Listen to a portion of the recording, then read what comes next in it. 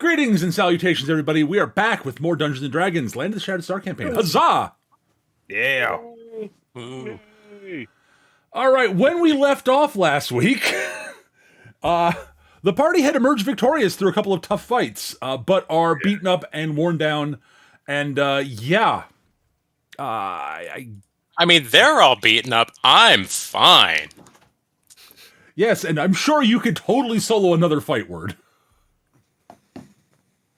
Provided given dice rolls, yes. I mean, she's got a point, yeah. Yes, if you roll nothing but crits and I roll nothing but badly, sure, I guess that's possible. I'm willing to let you try. I'll get the popcorn. It's like Honestly, I think in character that'd be true too. I could totally see Glix doing that. Like, yeah, you go ahead, Cito, sure. Have at it. Popcorn. I'll show you the true power of being the third strongest. yes. Oh, there's a reference. All It's right. the best joke of that whole damn game. And you. So, you are... Actually, let me put this on the screen on the map where you guys are, just for funsies. This is for the viewers, not... You guys are currently on this map. But yes, you guys were at this sort of intersection where they're near the big shrine area, where a serpent person priest was trying to resurrect a mummy, it looked like. Or something.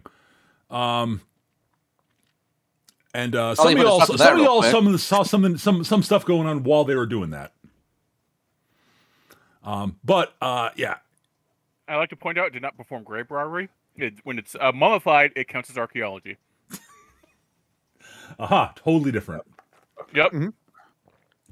Well, I will say, there are plenty of people in the current setting who would agree with you on that, Eric.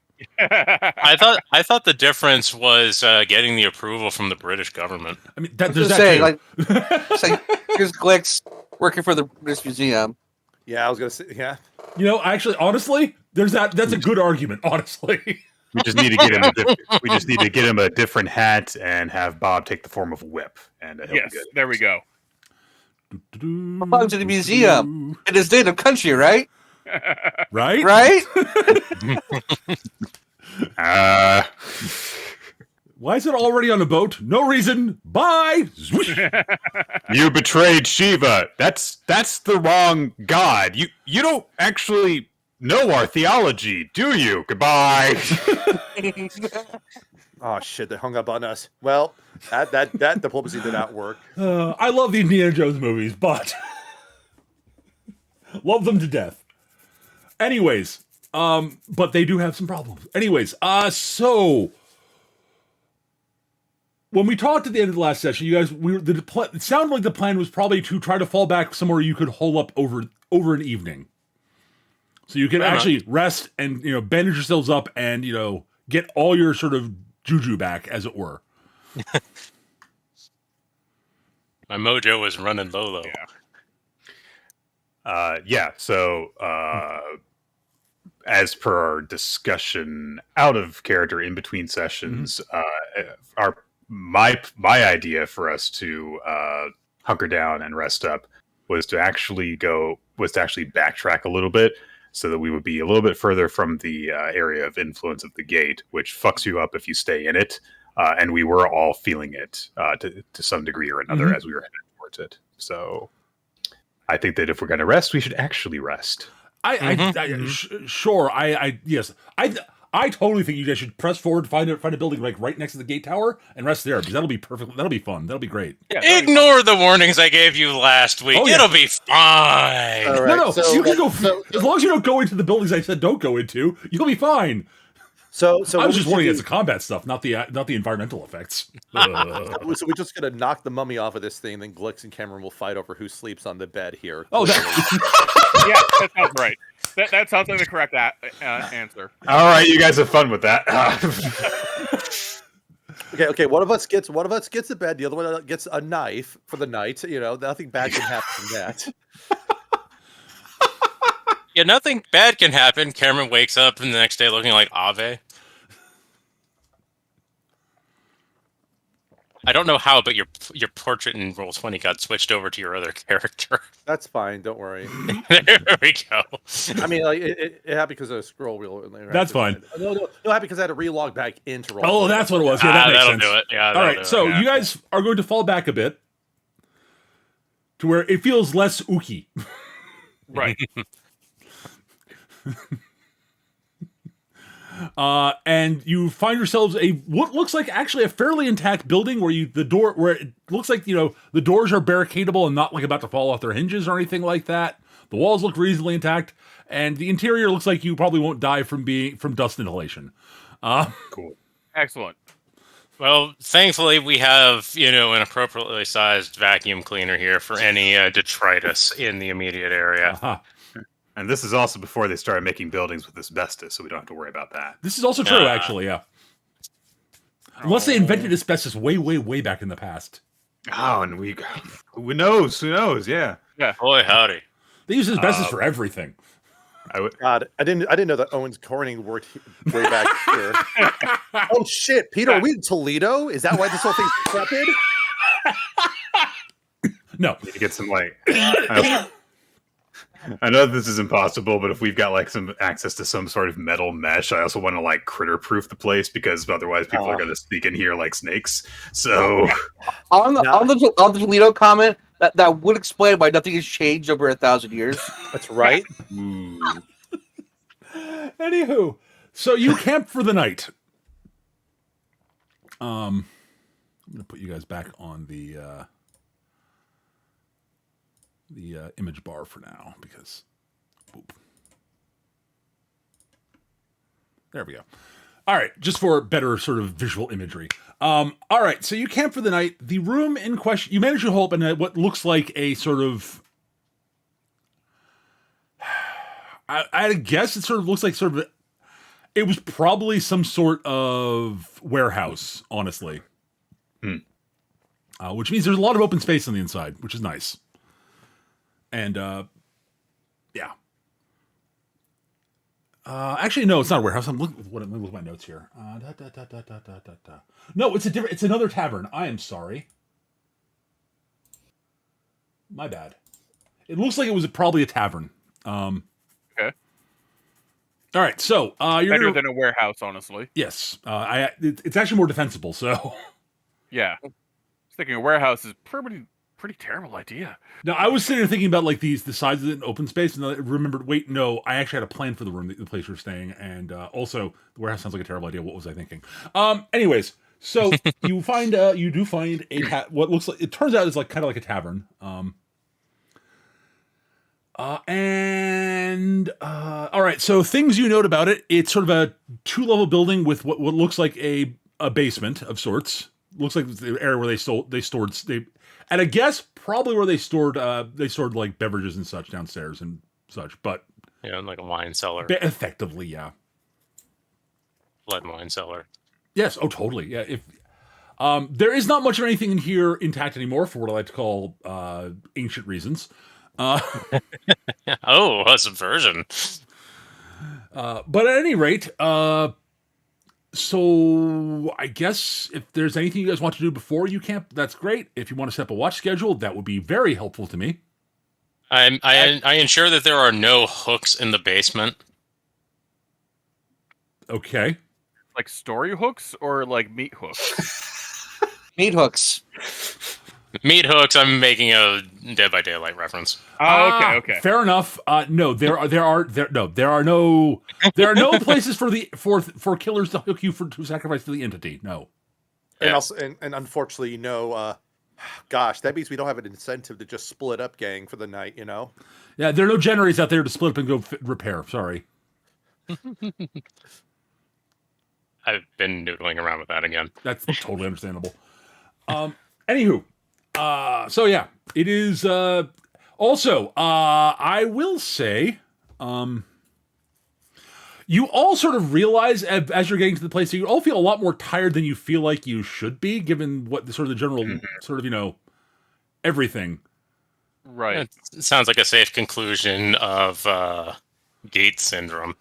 Possibly. Interior got beat the fuck up. I'm pretty sure he's plenty tired. Well, no. I mean, Yeah, go ahead. There is that, but also, yeah, we were essentially in town for hours, probably. Quite a long time. It recurs to you all that, yeah, you've been here longer than really you've thought about it. And you're not really sure exactly why, because you really haven't been thinking about how long you've been here yet. Yeah, and we haven't Yeah, on the way back, Cito was kind of observing the sky and just kind of like going, is the sun moving? Okay, you may give me a perception check then, Word. In fact, anybody, if anyone notices Cito doing that, they can also give me a perception check if they would like. Would my passive of 14 work? Oh yeah, easy. Yeah, if your passive beats like 10, which it should. Yes. Okay. Like, as long as you don't have like a negative on your perception check. My passive is almost 15, so Yeah. Yeah. You need to beat a 10 on a perception check. So if your passive beats that, you notice this. If you are trying to pay attention at all. yeah, I'm trained in it, and yeah, my passive is higher. It's like Fair no, enough. All right. So yeah.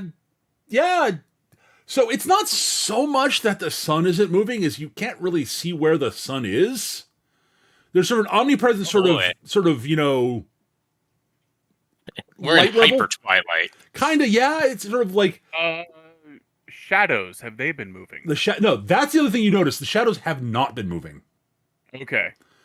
But like it's sort of it's weird. The lighting is always if it's sort of almost the sky is all sort of omnipresent, lit up in a sort of an omnipresent fashion, but not very bright. Oh, overcast. Gotcha. Yeah, it's very overcast. It looks a lot like the image here, actually, except less shadowy. But like the sky is sort of there's these sort of dark, sort of orangey clouds obscuring the sky, and it's hard to tell where the sun is. Like, Honestly, at the right kind of overcast, there won't even be noticeable shadows. Yeah. So So Cito is going to posit the matter like this.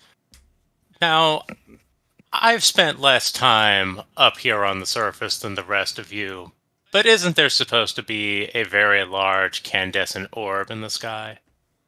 don't look up. Never look up. That's where the bad shit is. Fair enough. Is it possible, like, considering how long we've been going on, about what time of day would they think it should be right now? at this point, you guys think it should be honestly, it should probably be darker than it is. At this point, like it really should be sort of like going on evening. Now that you're thinking about it. You're just Since kinda since we're planning on hunkering down, Cito's going to perform a mild experiment. Okay. I'm going to reach into my coat. Okay. I'm going to pull out a pocket watch, say to myself, this isn't a watch, and put it back. Because it's not a pocket watch. Okay. All right. So Cito is going to make use of her racial spell-like ability, Fog Cloud. Okay. And is just going to kind of like set it in an area a little off the ground and see if it casts a shadow at all. Like, does it actually interfere with the light, or is the light kind of more like just, is the ever-presence a bit more there's real than it seems? It definitely casts something of a shadow, just not as much as you would probably expect. Okay. All right. So there's definitely directional light, but it's, there is kind of directional light. It's sort of it's very diffuse though. Yeah, very dim. It's not just that it's dim; it's diffuse. Like it's very spread from a large area. Right. Gotcha. Like so, basically, it's one of those.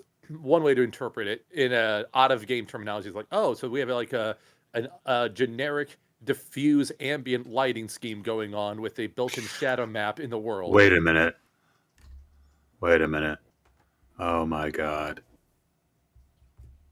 What? Are you having Shadowlands flashbacks? No. No, that was later in the day. So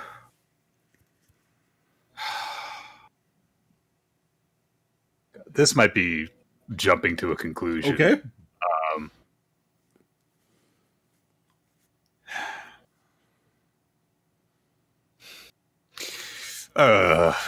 So how do I put this into words? Hey, keep it to yourself. Okay, well, I want to check on another thing before I go to the big thing. Okay. Have we noticed like insects while we've been here? No, not really. Actually, well, other than the Kuthrik. Right. Okay.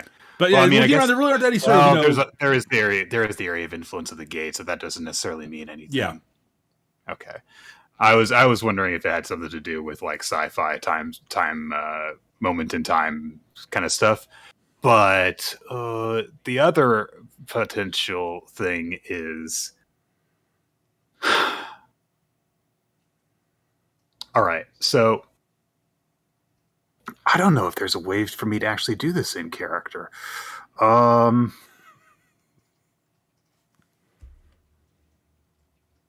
right, my character is a religious person, though, so I don't know if this falls at the. This is such a weird thing, and I feel bad because I'm spending so much time agonizing over this when it might just be nothing. Okay. Hang on, I'm gonna do this. Oh, she rolled bad. I'm gonna say it doesn't occur to her right now. Okay, I might bring it up later. Okay. I have my own thoughts, Mm-hmm. but I'm not sure if we'll check would let me go ahead and do one too. Okay. Okay, I suppose 14. that's a kind of that he would like. Engineer's kind of like wondering at this point if we've wandered into like some divine realm or something. Like this is not like a normal thing. This isn't just the influence of the gates.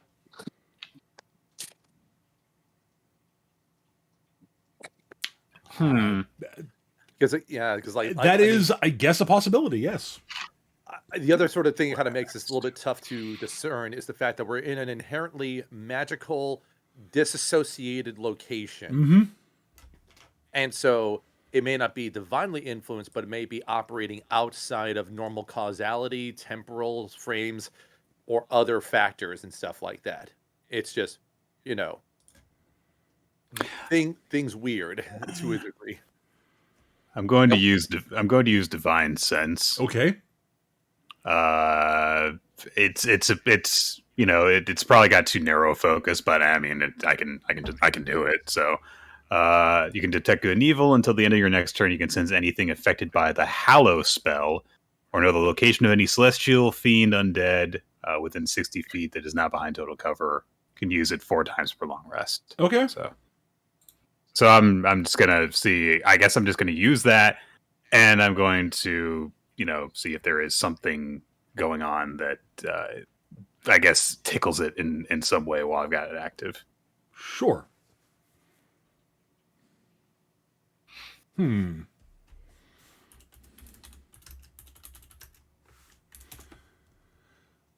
Just take a quick. I want to make sure. I'm just going to read it over myself again, just so I've got it in front of me. So I'm.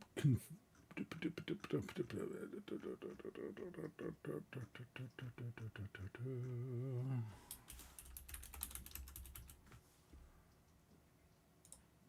we go. All right. No. All right. You are not currently detecting any celestial, fiends, or undead within 60 feet of you. Nor are you detecting anyone being affected by the. Nor is anything you can tell has been either consecrated or desecrated. Okay. Currently. Is that including the objects that Glitz has? Those are currently in from this the hero. mummy. That's currently in this Currently hero's in hand. You have it dimensional. for a second. Therefore, don't currently exist. Yeah, Damn. they're currently in an extra dimensional space. Sorry. Anything that I do, I kind of have to go. It's like no, not anything that Glix is holding, because otherwise it just. Don't be ridiculous. Big neon sign over Bob. Yeah. Fair. Yeah, that's true. Technically speaking, Bob. Yeah. There is a Like, fiend no, not right that. there. Right there at Glix's hip, there's a fiend. It's like that episode of Phineas and Ferb where they revealed that the cuteness tracker has been filtering out Isabella because it otherwise overloads it. It's like, no. I filter out Glix's evil stuff. Otherwise, it just goes. I just like the idea. Gives me a headache. I just like the idea of sensing something by Glix's foot. It turns out like, oh no, there's just a blister there. It hurts like a bitch.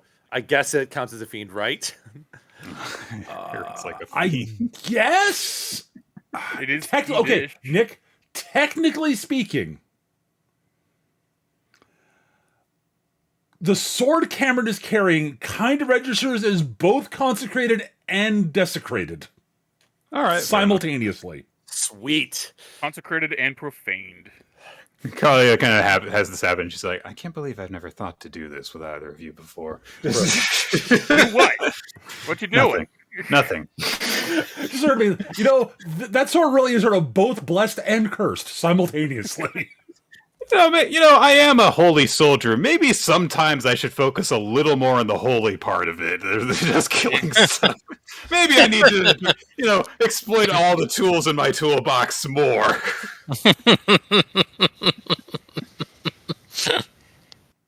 All right. At any rate, you board yourselves up. Is there anything you would like to do before we set the watch schedule?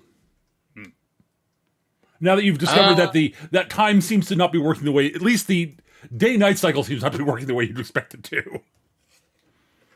Well, I can think of a couple scenes that could potentially happen here, but You're welcome to do them. That's more a question for or others up for them. It's up to you guys. I'm up. Up for whatever. Yeah, I'm good.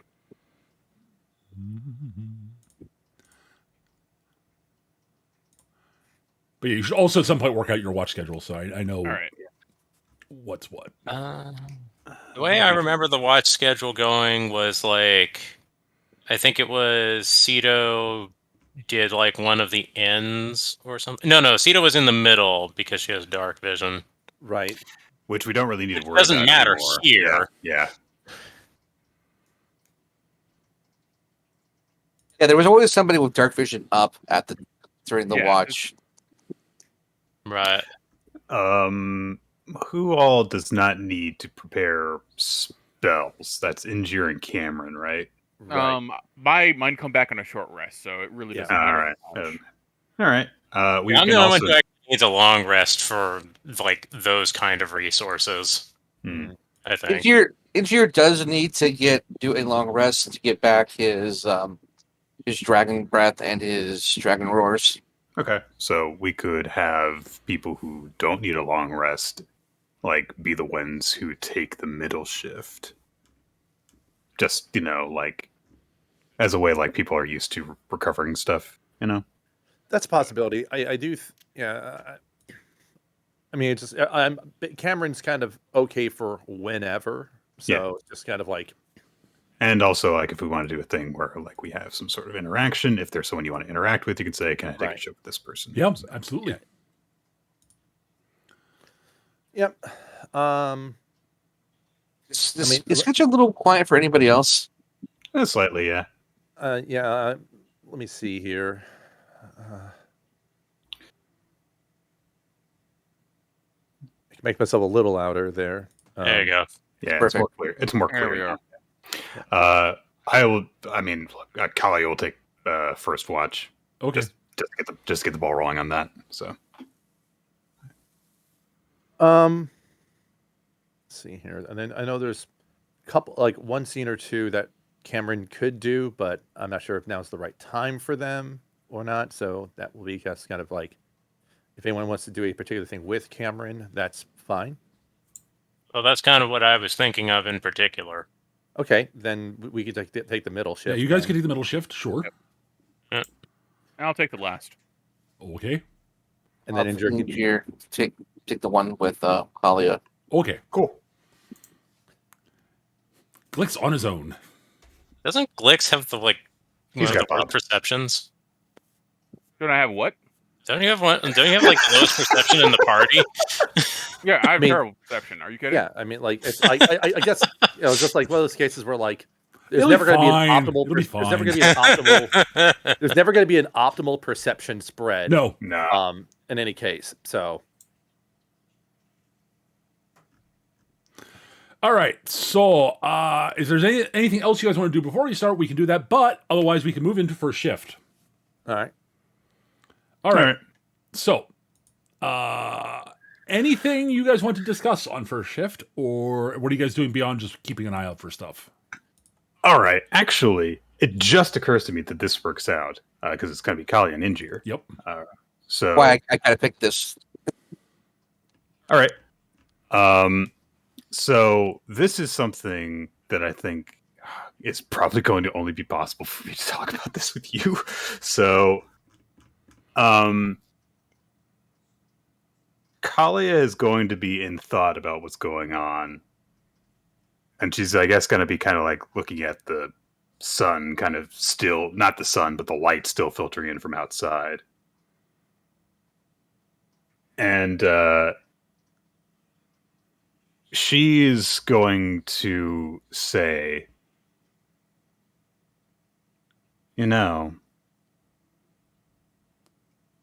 they say that some gods appear differently to different people.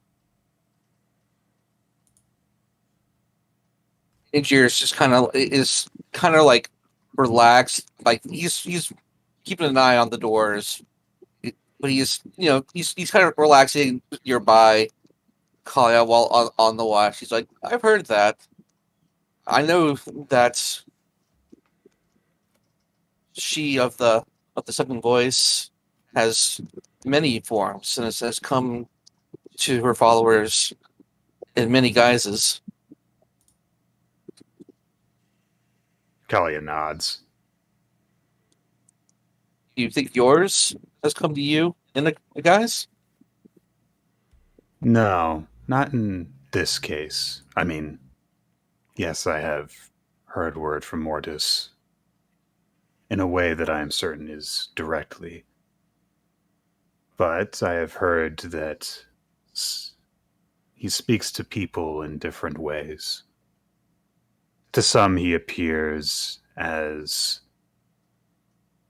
akin to a warlord, one who brings ruin where he steps. To others, he is an agent of comfort and help.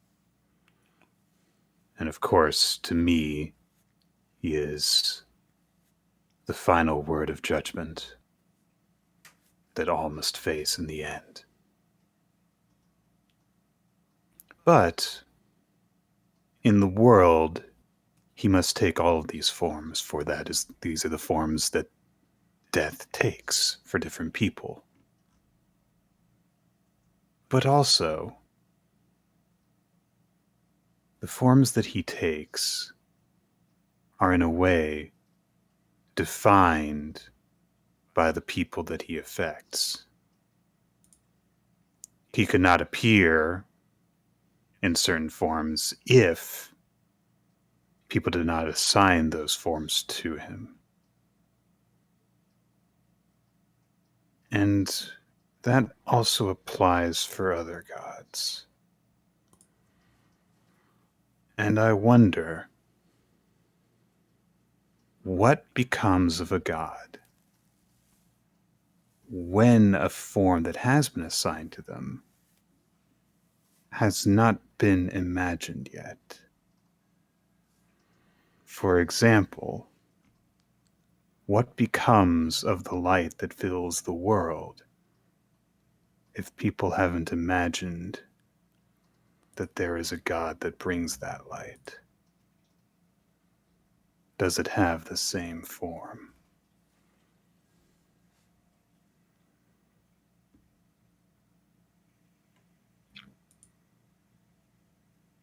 Angier just is sitting there thinking for a moment, and he's like,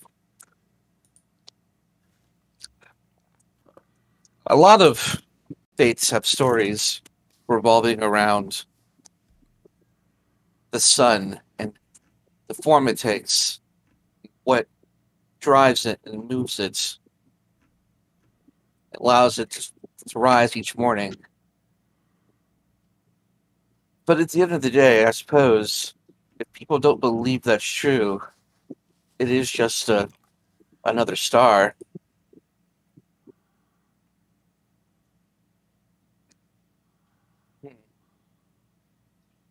I don't think forms are assigned to gods, at least not preemptively. Rather, it's probably more likely that those that believe in the gods assign the form to them as the need requires. If there have been many pantheons before our current one, then maybe there was not a god of the day or a god of the light, or perhaps the one that existed was simply so different from what we associate with the world as to make it only barely recognizable as the same position that it filled. Or maybe there was simply no member of the pantheon that thought the light that filled the world was important enough to have dominion over. So it was formless.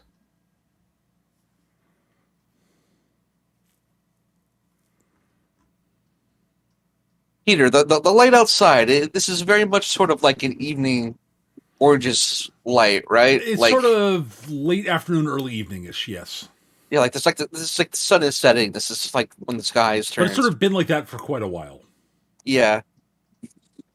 Engineer thinks for a moment. It's like, or it could be that whatever god of the day they had is simply still dying.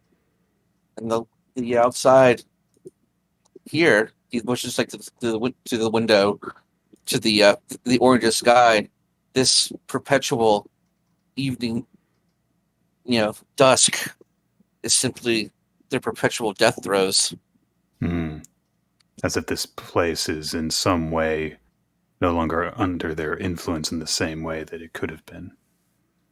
Or perhaps it still is under their influence, and the pain they're suffering is what's causing it to look like this.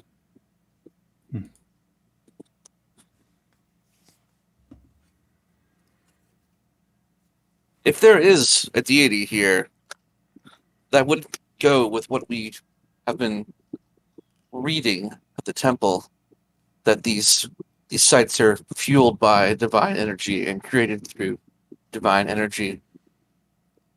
It could be that there's something here, something very, very much in pain. There is definitely something here, but I don't understand it very well. All I know is that if the main order that dwells here regularly performs resurrection, then it's not something that I think we should take lightly. Agreed. We've seen a lot of things up and walking around, and I don't know for certain that's entirely due to the difference of their priesthood. And they have access to a gate. Or perhaps they do something to fuel it. Which is very much the same thing that got us into this whole mess to begin with.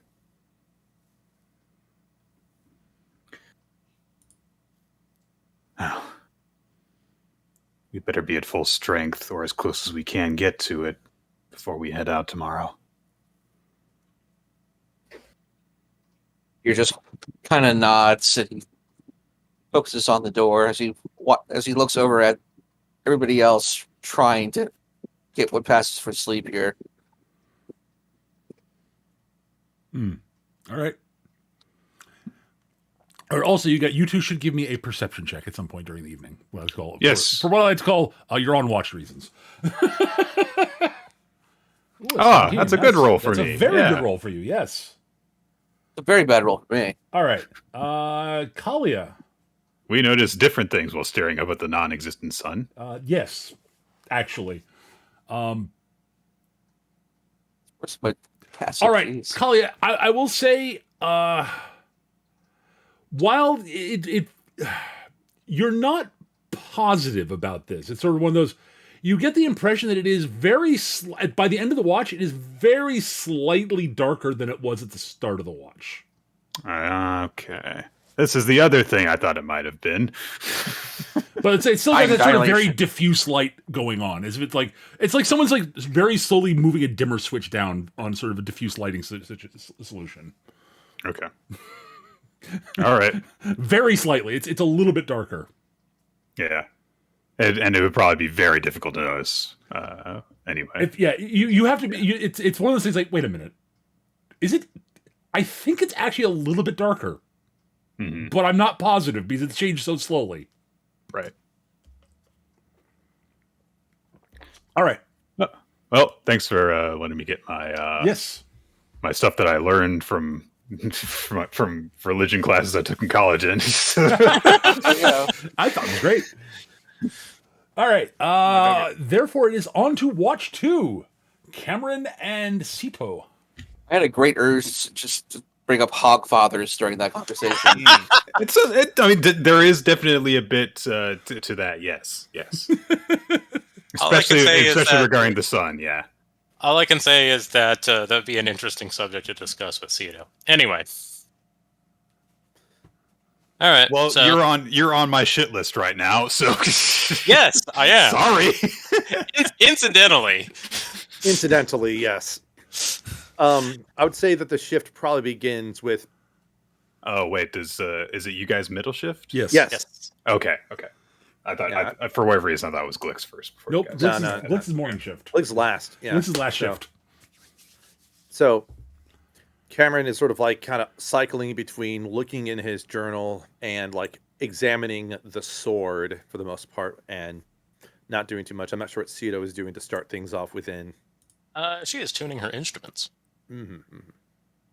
Probably a good several long minutes just kind of hover in the air before Cameron just finally breaks the silence and says, hey, Cito, not to be too blunt about it, but what the hell was that with Kalia back earlier today? What do you mean? It looked like that you were doing a mixture of like antagonizing and interrogation towards her, especially after she seemed to already demonstrate some duress over what was being asked of her. Cito is going to kind of like tilt her head as though she doesn't really follow, and is going to just kind of. Is that not how you surface folk get to know each other? Isn't it you share personal things of import with another to be friends? I was just trying to get her to share something personal with me. Okay, but so, wait. That's what you were trying to do? Yes. Yeah, that's not how it looked like to me, and probably not how it looked like to Kalia, for that matter. I don't understand the way everyone up here relates to one another. It's so different from how everyone relates to one another back home. Well, apparently I learned the wrong lesson then, I guess.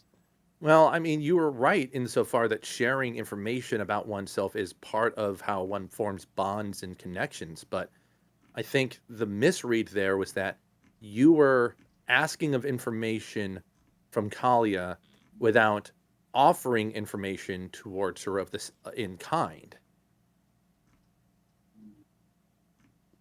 Is it always an exchange like that? I would say more often than not, it is, yeah. Like, typically, if you're doing some sort of bonding like that, someone has to initiate without prodding that information, with the one exception being what would be called an icebreaker session, where everyone comes to the table expecting to be asked questions and have things drawn out like that. And usually those are very surface level questions, not prodding questions.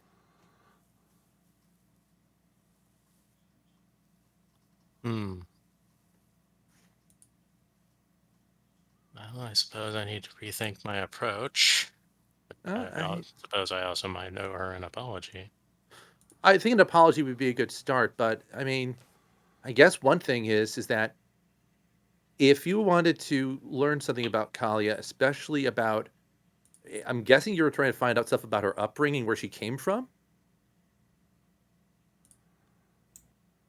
Something to that effect. Maybe as part of the apology, you could just share something like that about yourself. Hmm. If she's willing to listen, I could give that a try, I suppose. This is something that I've had to do a lot of times back in class. Usually, I'd see so many other students from around the world that a lot of the conversations ended up being them telling me about like where they came from, who their parents were, what cool little factoid about their family lineage they had to share. It was the same pretty much for everyone that was classmates, whether they were like goblin, whether they were like dragonborn, merfolk, and the whole gamut from around the world. Merfolk, you say? Mm-hmm. Yeah. Interesting. That's Yeah. Mm-hmm. quite unlike our modern culture. Well, to be fair, the nature of where I went to study was in the best way to describe it was aggressively cosmopolitan. It was sort of like a point of notice to sort of ensure that there was a fairly balanced representation from all the united the allied kingdoms from around the place. And so it was just very easy to just see a lot of folks from around there. I had a good handful of like merfolk at the time. I guess there might be some differences between your culture now and then. I mean, it's been so long; it would stand to reason there's changes, but It would. It's just a little shocking, I suppose, considering that, you know, such exchanges are just about unheard of. well, They're very, for lack of a better word, foreign in a literal sense. well, I can understand that sort of notion to a certain degree. Like the only way I kind of really got to see a lot of folks was by visitors coming to where I lived rather than me going out to see others. So I can understand that perspective as well. Hmm. I will say one thing that probably didn't change that much though. Go on. My instructor for like long range shooting, she was a mermaid. Well, you know. Mm-hmm. Granted, her training was more about like actual sniping protocol. And I mean, given your proclivity to lay low and just take it easy, that would track. I think the only thing that would not It's a line very up is natural posture. right. I guess it's kind of another reason why I sort of naturally was inclined to just sort of give you that rifle there. It sort of is familiar territory for me. I suppose that makes a fair degree of sense. And I guess that also kind of relates to, um, I mean, the big reason why I am, I would like to think I'm fairly forthcoming about who I am, what I'm feeling, and what everything else is. A lot of that just comes down to that was sort of what I learned how to do to make connections with my peers and kind of be more than just some. Wait a minute. Is that what you were doing before? Yeah, that's one of the main strategies to build rapport. That is, you share first, and then others eventually, hopefully, share in turn. I thought you were just making strategic. Oh, damn it. Well, no, now to be fair, I was also doing that. Things can be two things at the same time.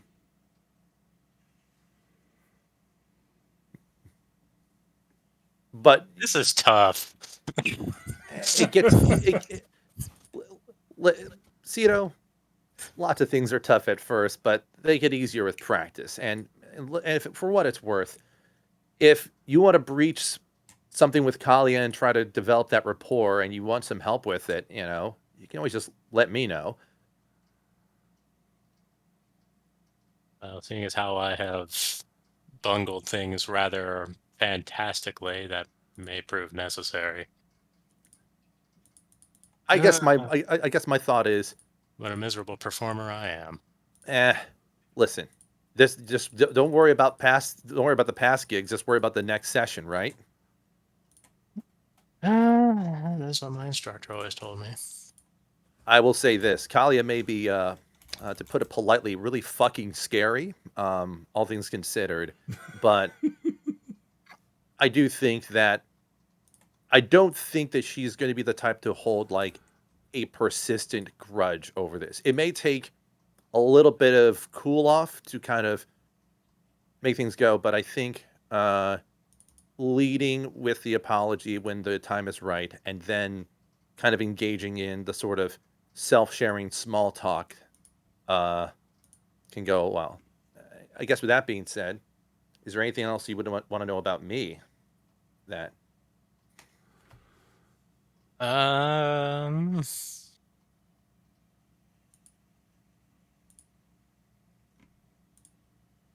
Well, let's start with something that we touched on a little earlier then. You mentioned that you had classmates that were Murph. yes, a good few of them, yeah. Could you tell me a bit about them? Well, it's interesting because there's almost like little traces of your personality kind of through each of them in different ways. Probably the one that I that's the most that I'm spending the most time with, just because of various bouts regarding field work and athletics and such. There was one. Here, actually, let me show you.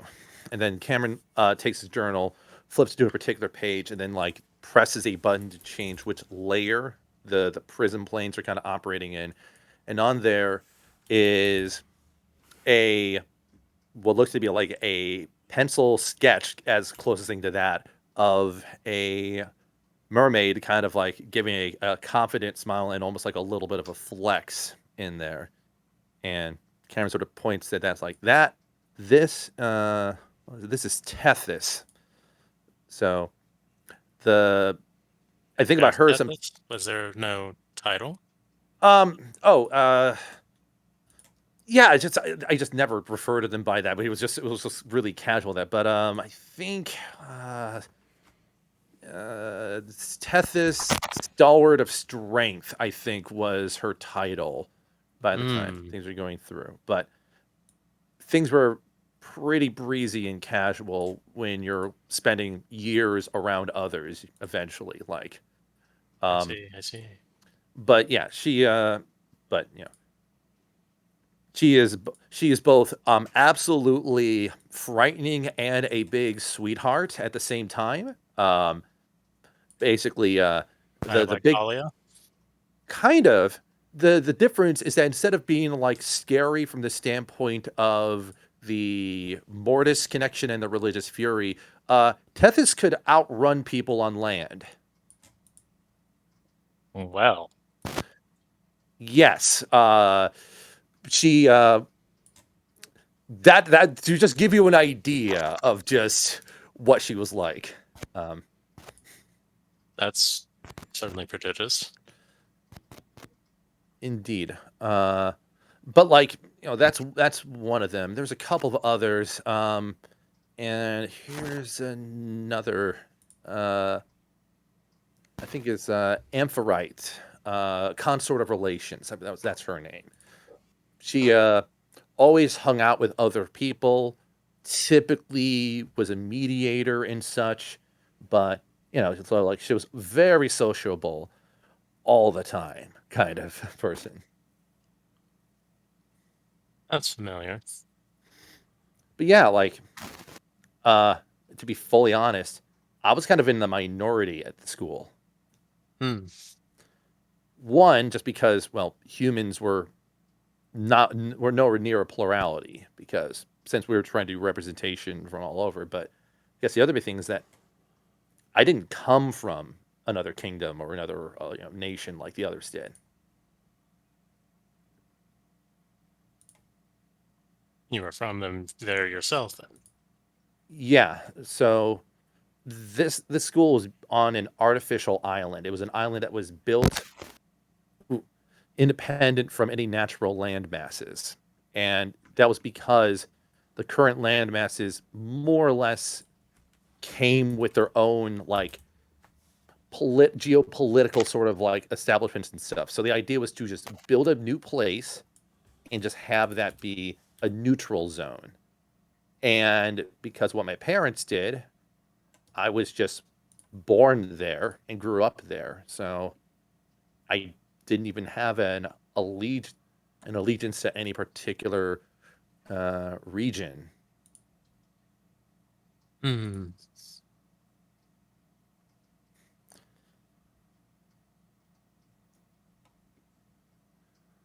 And everyone was just fine with this?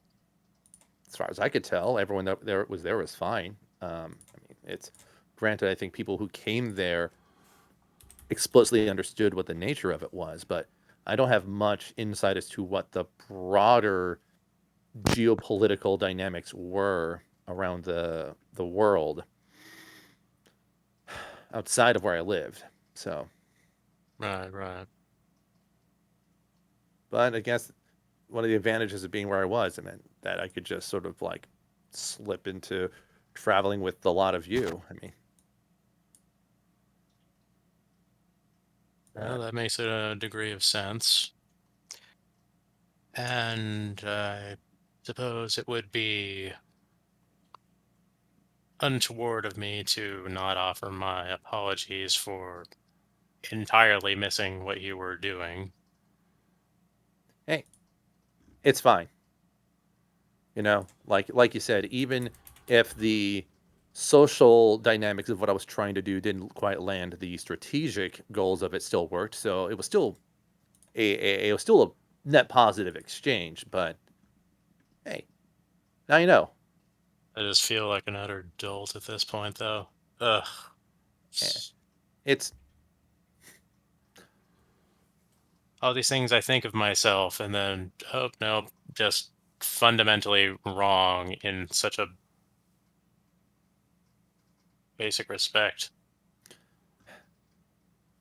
I think it's easy to let thoughts on those things like linger and such. I think it's natural to kind of worry about that, but you know, I kind of look at it from this perspective as well. Like, we can't really, I guess, we can't really change what has happened in the past. We can just change how we do things going forward. So, That certainly seems to be consistent with our travels now, doesn't it? well, so just think of this as like just a course correction, a changing of the currents. There we go. And I think that's good. All right. Nice. I had a very hard time not calling Cameron's shooting instructor a Navy SEAL. Oh, Rude! I didn't want to ruin the scene. No. Her name was CL. Okay, that's just yeah. yeah. There you go. All right. I need a perception check from you guys also, but for What? Ah, damn it! again, you're on watch. You need to make a perception check. Okay, 23 and 9. Cito, by the end of the watch, actually, okay. By the time your conversation wraps up, you actually notice that it is getting darker still. Like it is very, very slowly getting darker. Like you are, but unlike with Kalia, who's like, it seems like getting darker. You're like, no, it's actually measurably darker. But like going at a very gradual rate. Tito is going to observe this. Cameron, I think our light source is limited. Do you think this is more? Do you think this is just a really, really lethargic sun, or do you think this is more of like a countdown of sorts?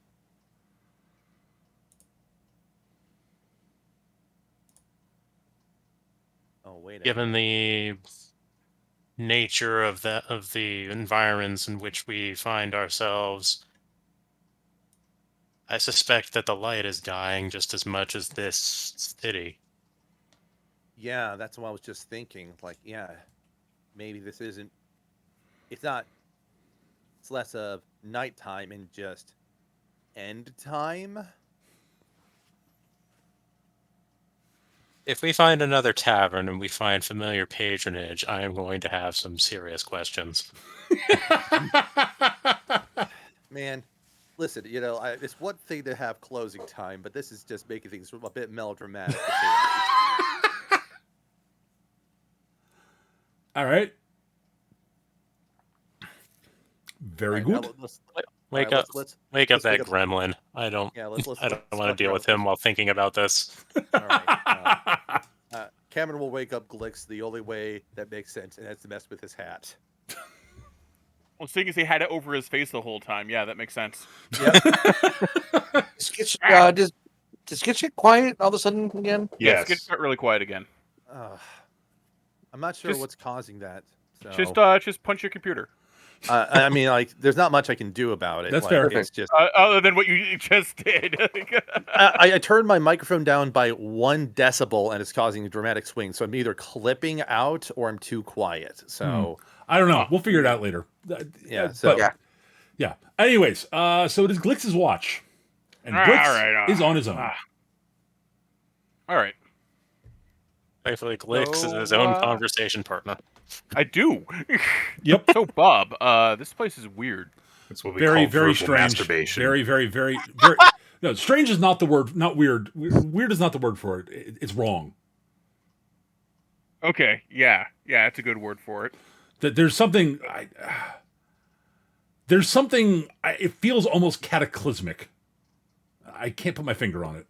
If I had a finger. Yeah, it makes my skin itch. Yeah. Well, you know that. You can. Yeah. But yeah. So it's I wish I had a finger so I could put it on what it is.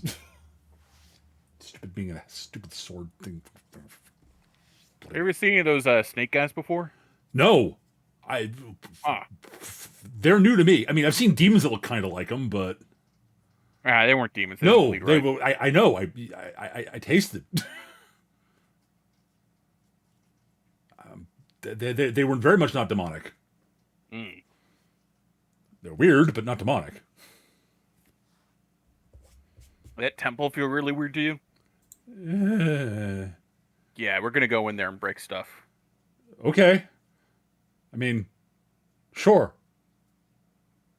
Like, so remember back when we were like fought that like bit of an old dead god in that tree? Yeah. Yeah, this kind of reminds me of that. Does it remind you of the same A thing? little bit. They're definitely similar elements. I'd agree with that. Yeah. Yeah. Well, look at it this way. We'll find whatever part of a god's hiding at the bottom of this, and then you'll get to eat them. I mean, sure. I'm always up for that. Yeah. All right, Eric, you should give me a perception check, by the way. Doopa-doopa-doo. 1. 2. Close. Oh, so Everything's close. fine. Everything's fine. All right. Yeah, I don't look up. No, I don't. No, this has something to do with something else, actually. Oh, awesome. All right. So, all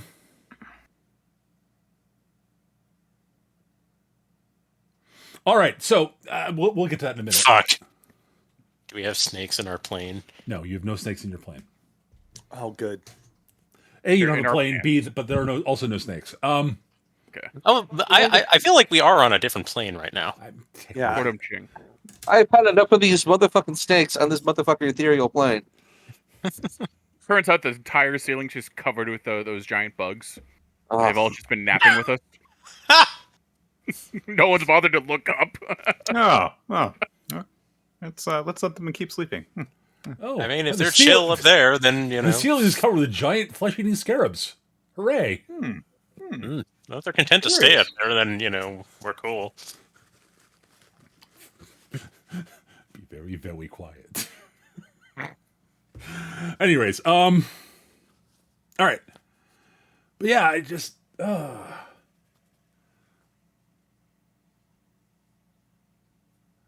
I don't know. It's there's just something. I don't know. Yeah. No, it's doesn't feel like that friggin' tavern though. No. No. That's an entirely different ambiance- kettle of weird and strange and wrong. Yeah, the ambiance is nowhere near as good, and of course the drinks are not nearly as good either. So I don't know why they keep expecting to see giant albino penguins and horrible fleshy monster things. What? Mountains of Madness reference. Fair enough. We're in a lost city in the middle of an unexplored area. Fair enough. All right. All right. About this point, Eric. You're even with your terrible perception, cannot help but hear this. Okay. You hear what sounds like a conversation coming up the stairs from the basement. In very understandable, if accented, common. See, I told you that tunnel was going to at least lead to another building at some point. Yeah. You win that bet. Wake up. Quiet. As you hear boots tromping up the stairs.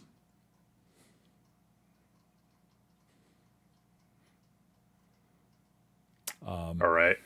Tito will kind of remain in about the same posture that she is in, but she has her rifle basically in a position where she's she only needs to move her hand slightly to aim. Yeah, I'm gonna scamper to some place where I'll be hidden from the stairs but able to strike if necessary. Okay. So I'm going to visibly look like I'm just here on the floor snoozing still. I don't know why. Clicks are gone. Yeah, I don't know why I just got booted, but I did. There we go. Now I'm back. All right. Stealth. If you want to give me a stealth roll, absolutely. Yeah, 22. Okay. So is Tet invisible, effectively? Do you want deception or performance from me? A deception. Okay. 17. Good to know. All right. I'm assuming, is everybody awake at this point? sure. Yeah, I quietly wake everyone up and tell them to keep quiet. All right. Yeah. You have just enough time to do that and hide. I will say that. Okay, then let's All right. let's There's try to not a hide lot of that. time. Is they were already walking up the stairs when you noticed because you rolled that badly, Eric. Yeah, I know. I rolled garbage. So I'm assuming that I don't sleep in my armor. It's wearing your that would be very uncomfortable. I mean, I think you can do it, but it's not like one of those things that's recommended. Not advisable, right? I rolled stealth to hide Peter, and I just Okay, rolled a Cameron is no natural longer 20. seen either because he rolled a nat 20 and got a 27. Okay, Injure is also All right. reasonably well hidden. Okay, so I'm going to, I guess, get. Well, so I'm going to, I guess, make my stealth roll without disadvantage at least. I Fair. guess there's one thing that comes from this. Sure, I guess. Select roll mode. Just normal roll. Okay, roll. 16. Okay. All right. Well, you see a group of individuals walking up the stairs. So there are what are very clearly wearing military style uniforms. Oh, sweet. Military armor, I should say. Kalia, you immediately recognize it as you guys all sort of pick up on that. It's Cardul style armor. There is a dwarf that's sort of wearing slightly. He's not wearing armor. He's sort of wearing.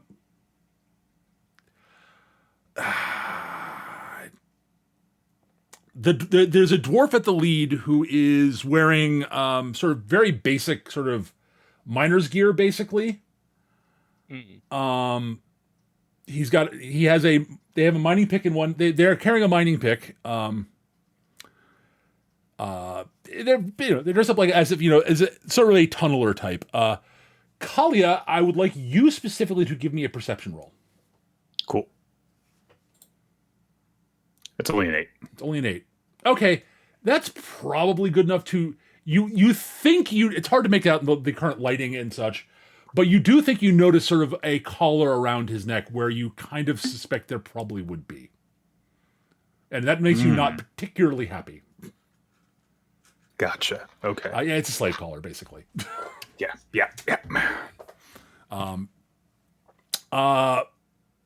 But yeah, the soldier it's a bunch of Cardul soldiers walking up the stairs. They get to the top. The dwarf sort of gets to the top. It's very clear to anyone watching, the dwarf does definitely notice some of you. Of course.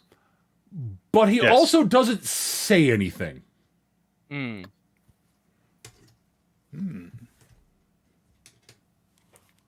He's very clearly playing himself as if he didn't notice. Gotcha. I'm going to say that because I know Kalia's passive insight is decent enough to probably notice that. Okay. I imagine Cito was probably also catching this while having her eyes mostly shut, but not entirely. Yes.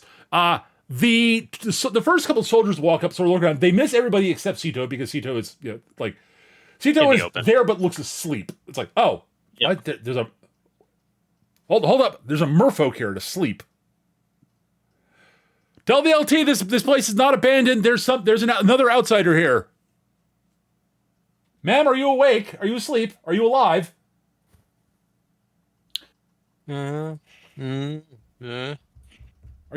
you alone? It's not safe here. Not safe here. Kalia is going to exchange a glance with all the others, and she's going to make a let's kill them motion. Full on thumb goes across the neck, wild eyes. How did I get here? What? Who are you?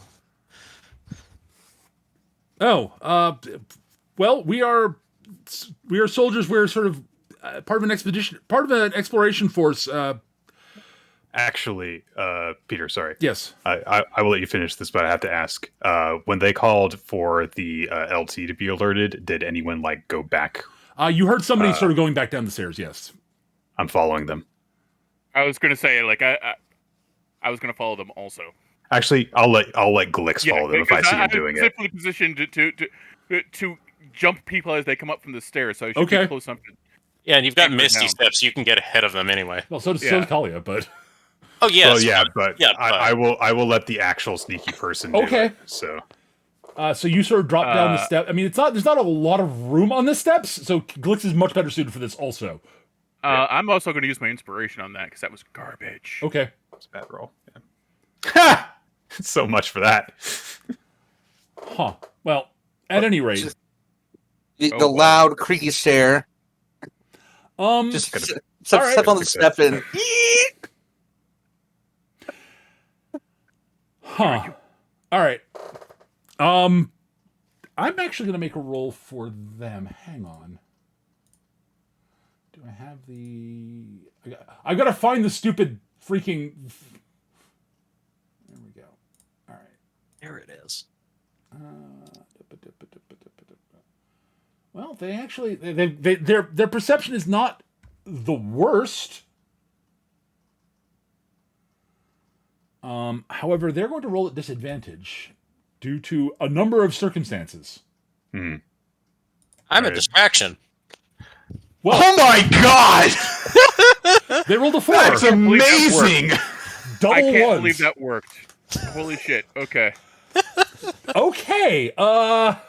So they are oblivious to the world in general. Holy shit. Okay, so what happens? Okay, so there's a hot mermaid on the floor. None of them are paying attention to anyone else. So here's what happens, and I'm astonished by this. They effectively rolled snake eyes on D20s, which is Yeah. Good luck. Damn. 1 in 400 chance. Yeah. So 1 in Glix, 8,000 as chance you that it's in descend the response stairs, to as you that. descend the stairs, trying to sneak your way by them, you bump into a couple of them. But you bump into a couple of them, so they think they bumped into each other. Because the stairs are actually kind of crowded. It's the fact you screwed up in a way that was bad enough that it gave yourself cover. Oh my god. Wow. You were saved by your own incompetence. This is so stupid. Eric, you failed forward. Well done.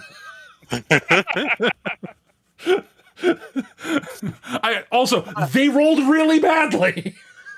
I want to imagine like one of them bumps into Glix, and they say, "Excuse me." Glix is like, "Oh, sorry, you go through," and they just keep walking, and nobody realizes they talk to each other. It's all right. But yes, Eric, All right. Glix has a moment of, oh god, I just completely fucked up. Wait, did they not notice? How did they not notice that? What? Flower of Cardual chivalry people. You actually do hear them say, dude, don't step on me, man. I know that it's tight in the stairs. Just keep moving forward, man. We had to let Bob back through so he could go down the stairs and let the LT know. Right, fine. They did, in fact, let Bob through. Yes. Yeah. All right. So Eric, you are downstairs. You see a hole in the wall that wasn't there before. Although it does not look like it was mind open. It looks like it's sort of like a secret passage that opened. Okay. You can see a larger group of soldiers down here. It's actually a fairly sizable group of soldiers. Right. Mostly, it's a mixture of it's a large mixture of different species. I'd say the majority of them most of them are tieflings. Gotcha. About About 33% of them are tieflings. About another 33% are human, and then the remaining third are a scattering of various humanoid species. There are two people who look like who are clearly, quote, in charge. A hulking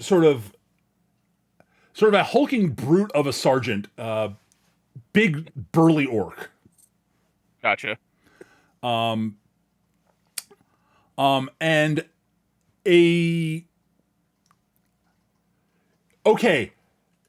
the lieutenant, you spot them immediately. They are impossible to not notice because they have that They have air a very of big hat. what? They have a very big hat. It's less so of that, and it's very clear that they've got all the little sort of gilded details in armor to make them look like they're very clearly of the nobility. I'll put it that way. Gotcha. But They're putting on airs, but they don't need to put on airs kind of deal. Yeah. Also, it is one of those really infuriating sort of minor officers who got their job because they're nobility, but is actually good at their job. And is therefore infuriating. Like, he makes your teeth itch just looking at him. For probably a number of different reasons, honestly, Eric. I would guess. Right. But you're able to spot who the lieutenant is very quickly. But yeah, you would guess that, looking down here, this is a sizable squad of troops. Anywho, they're filing upstairs. And there are definitely two soldiers who are the two lead soldiers up the stairs are currently sort of like, ma'am, are you alone? Are you okay? It's very dangerous here. Do you know how you got here? Resuming the acting from earlier. That's fine. Where am I? Who are you? What? Well, we're soldiers of Cardum, although we're sort of we're one of the squads on guarding trying to think of the right term, an archaeological team from the academy in Cardul. Kali in the shadows is like trying to very quietly and slowly buckle on parts of her armor. Okay. All right. So, yeah. Cito is going to kind of vamp in the meantime, and it's just going to be like exploration. What are you exploring in Soltesh? Wait, You're not this in Soltesh. isn't. No, this is not Soltesh, No. ma'am. No. What? How did I get here? I have no idea, Where ma'am. am I? We're not entirely sure where we are either. This is an area around a gate near the shattered, near Dragosia. What? We're near the northeastern Dragosian gate. Is that where we were Yes. before we came to this? Okay. Yes, it was. We at least we think we are. That's where we were here. We're the Baron Onager Dawnborn assembled Squad 2 because he wanted to investigate this particular gate for some reason. I don't know the details. It's a very Can I forthcoming slip back folder. upstairs and just flash? Absolutely, you can. Yeah. You may do so. I'm not going to make you roll for this, Eric. Okay, I'm gonna slip back upstairs. Because I'm it is gonna flash important that you're able to- hand signs, like, yeah, there are this many holding up fingers, however many times I need to down there. Yeah. Are we talking like a garrison or like? No, not quite a Like, garrison. This is a large squad. It's Probably like a platoon. roughly, yeah. So we're talking like a couple dozen or something Yeah. like that. Ooh. Yeah, this is like a good good round about 30 people. Yeah. Yes. Okay, and that 10 fingers, and then I'll like hold up my nose and 2 to indicate Gotcha. all right. So Zeta will catch this, and at that point, she's going to decide to kind of change tack and just be like, "Oh, can you please take me from here? I don't know why I'm here. I don't know how I got here.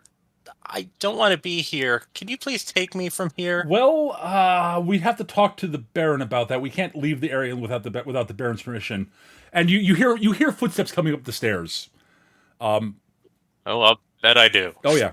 And the Tiefling lieutenant is followed by the Orc sergeant, are walking up the stairs. So I hear we have someone from Soltesh here. Ma'am. Oh, hello. I'm Lieutenant Blazeborn of the 32nd Cardul Expeditionary Force. A pleasure, Cito. Songstress of the Sea. A songstress. My pleasure. You have no idea how you got here. From what I'm hearing as I was walking up the stairs. None. I was back home from my travels over land, and I went to sleep, and I woke up here. Hang on a second. I don't I understand. need to make a roll here for a second. I think that during this whole time, like Cameron's in the same room as Cito, just sort of like hidden. Well, you and, are like, hidden. Has a gun. It has a gun trained on like people That's fair. there and keeping quiet. Here's some kind of weird, improbable kung fu position. All right. It's just like Jackie Chan up in like the rafters or something. Oh boy. All right. I'm guessing this is a This is a perception. this is an check. insight versus deception. No, this is a check. perception check. Perception. He's looking around the room, Uh, and it is very clear. Anyone? I'll put it this way. He says, and your two compatriots, the two humans. Were they? I misstepped to him and hold my axe to his throat. I'm sorry, ma'am. I don't believe I have the pleasure. All of you lower your weapons right now. I don't believe anyone Going has them on? drawn at the moment, other than my. Throw them on the ground now. And I'm going to do an intimidate. Okay, 17. it's a good roll.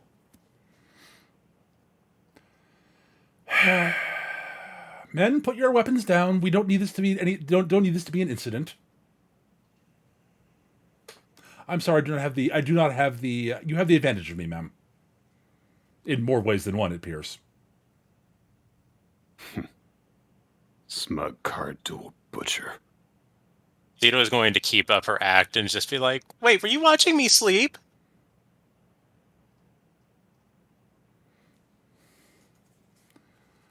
You do hear the various soldiers sort of very very sort of slowly putting their weapons down.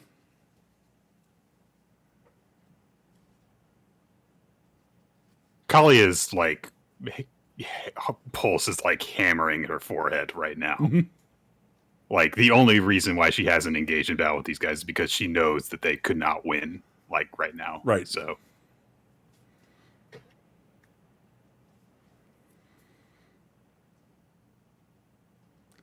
There's no need for this to descend into something barbaric, ma'am. But if you insist, I would ask that you at least allow my men to retreat.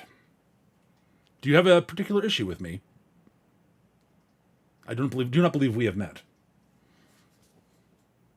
no, not you in particular. Ah, then you have an issue with Cardul. Very well. You could say that. Very well. I suppose that is potentially understandable. I do not know what your issue is, so there are many things. There are many reasons to have issues with Cardul.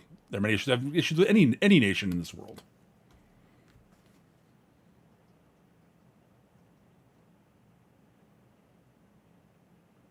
Let me just do this real quick. Yeah, let me mark this off.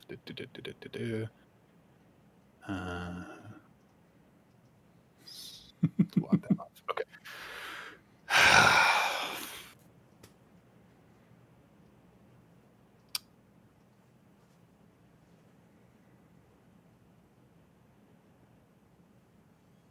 Where are you headed? Well, well, I can't speak entirely accurately. I can't give you as much detail as you would because I'm not entirely certain myself.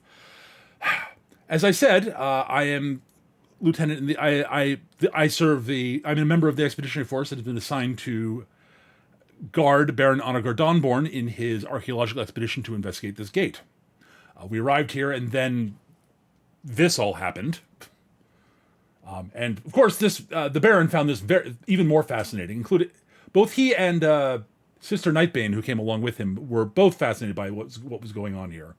Thus, we have stepped up to they've decided to more thoroughly investigate the area than our original orders indicated. We discovered in one of the buildings we were taking refuge in, a secret passage was discovered, and we were sent along with our tunneling expert here to investigate the tunnels. And we came upon the basement of this building where we found you and your compatriots.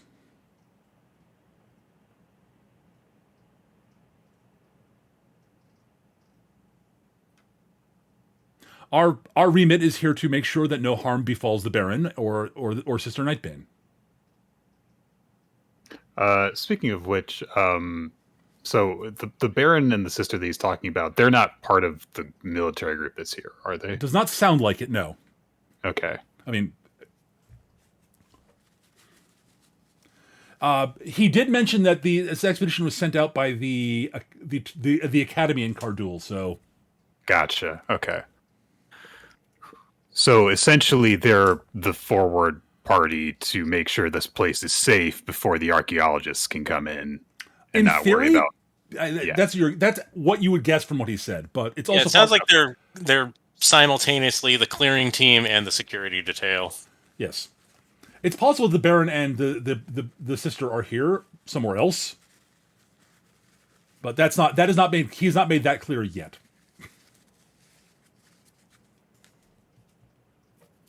All right.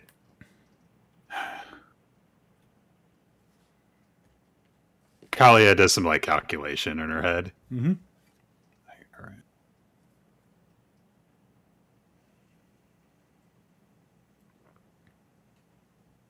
I see. Well, I suppose given that I have no plans to stay here long term, that our presences here are not necessarily in conflict.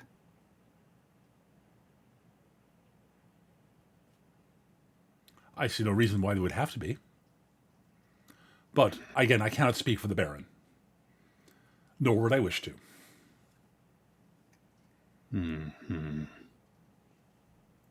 For he is the one who sets. He is the one who's setting our agenda here. If you wish to discuss things with the Baron, we could escort you to his camp, and you could have words with him if you would like. I'm going to. Can I do like an insight? Absolutely. Check on this guy? First off, obviously, it sounds like he's trying to bullshit me because I have an axe to his throat. Second of all, I'd like to follow in on this insight because I'm also kind of over here. Yeah, sure. Well, I'm saying all of you can make one if you'd like. You're listening. I mean, I'm really into it because I'm like, how the fuck did he see me? You only rolled a 20. I had a 27. not all of us did, I misspoke. though. It was human in the kobold. Sorry, I misspoke. Yeah, I meant injure. Okay. I was looking at injure and just saw your name for some reason. Okay, I was wondering, okay. No, he spotted injured. That was me screwing up. No, Man, I rolled terrible. Yeah, I didn't roll great either. Hey, I got. It's your Kali's got red in her eyes, so fair. Well, I will say this: none of you see. He does not seem to be lying per se to any of you. Injir, I will say to you, he is very clearly trying to it's very clear he probably wouldn't be making that offer if he didn't have an axe to his throat. But it also seems like he also very much did not come. It does not seem like they had particularly hostile intentions towards you any of you guys to begin with. He is not. It does not seem like he's lying about why he is here either. But it is also very clear he's being very conciliatory because he does have an axe to his throat. Right. See, I would very much like to have my head cut off right now. That would be good.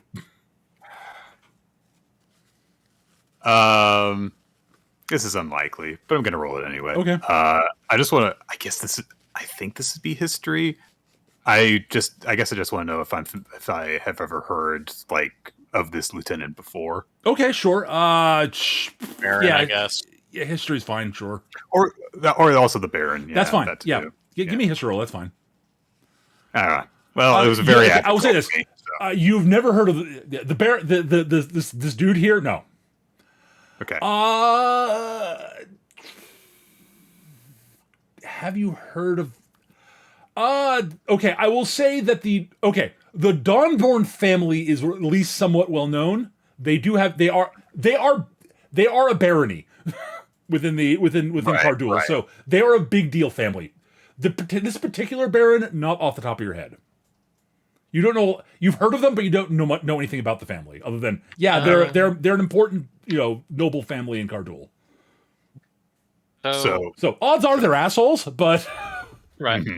Could I make a case for Sito being able to do a similar history absolutely. check, given that she's absolutely she's been to Kardul? Yep. I just like how Cameron just sits here, does nothing because he's not gonna know. He's not gonna know shit about this. Again, so I'll say this exactly the same thing. Yeah, same answer. See, yes, you've heard of the Dawnborn family. Yeah. And you've both heard of the academy in Kardul. It is primarily a mage's academy, but it is open to other scholarly sorts. Mm-hmm. Right. So the overall impression that we are getting from this guy essentially is obviously, he wouldn't normally play nice with us, but it's not like he's not the mastermind behind all this. No. He is just the leader of the military group. He's the leader of this particular squad. Yeah, the impression I'm getting is he's not here to fight us. No. As long as we're not making a point to fight them. Yep. Kali really wants to kill all these guys. There's just so many of them, though. Injir's just shaking his head no, don't. Make a suggestion. Order them all back down the hole and have them leave the stunty behind. I mean, we could do that.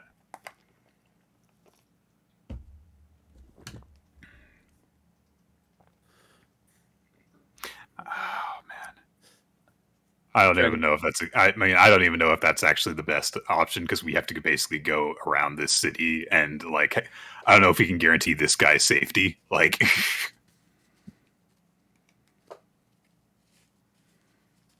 Like what it comes down to is like we can't hold this person hostage any longer than like we possibly can because like at some point something bad's gonna happen. yeah, You know what? I mean, I have a plan.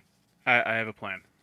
I mean, my idea at this point is that we basically just like walk out the door with him still with the axe held until we're a safe distance away, and then release him, or kill him, either or. But it's like it's a bad idea to try and fight 30 of these guys. Yeah. So Yeah, Cito will subtly point at Kalia where, no one else can really see her pointing, and is going to use message to whisper into Kalia's ear from over here. Okay. And is basically just going to say, this isn't our fight. Let's not waste our energy on this. We have bigger problems. I'm debating something on the side here. That's fine. I have a really dumb idea, Nick, but I actually have a plan. I'm actually going to step out from behind everyone. Okay. okay. Someone I did not spot. You're very good. Yeah. I'm quite good at this. So here's the deal. I'm going to walk up to the dwarf and start like picking the lock on his collar. Okay. We're going to take this guy with us. You and your boys are going to go downstairs, and you get to keep your head, right? Okay. You ain't going to fuck with us at all. Like you see us, you turn the other way. I can't promise that none of our forces will mess with you in future. That will depend on the orders from the Baron. I will have to report this. But if you, But I think you're in charge of your boys here. You can handle them. oh sure, at a certainty, that as long as I'm not giving explicit orders to hunt you down, I will not endeavor to do so. Of course. And while this is happening, Cameron will slip out of hiding as well. With another one I missed. You are very good at what you people do. I'm impressed.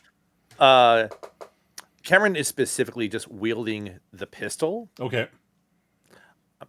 Just curious if there's any reaction. to that. I will say, he sort of looks at that and is like, he has sort of a look of, I have no idea what that is, but I can't comment on. It is not high on my list of priorities at this moment, due to the axe at my throat thing. You do though notice that the dwarf sort of looking at you like, huh. It would behoove everyone here, given the nature of this location, if we avoid any further unnecessary conflict. I would. So.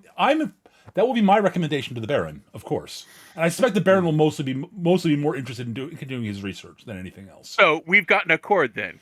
You'll fuck off back down the hole, leaving the dwarf here. You'll tell the Baron to leave us alone. We'll leave you alone, and you get to keep your head, right? I suppose that will have to do. I prefer to avoid unnecessary bloodshed on our side, and it is very clear that we will not emerge from this unscathed. And I'm speaking not just for myself, but for my men. All right, excellent. So then, I'm going to cast suggestion on him. Okay.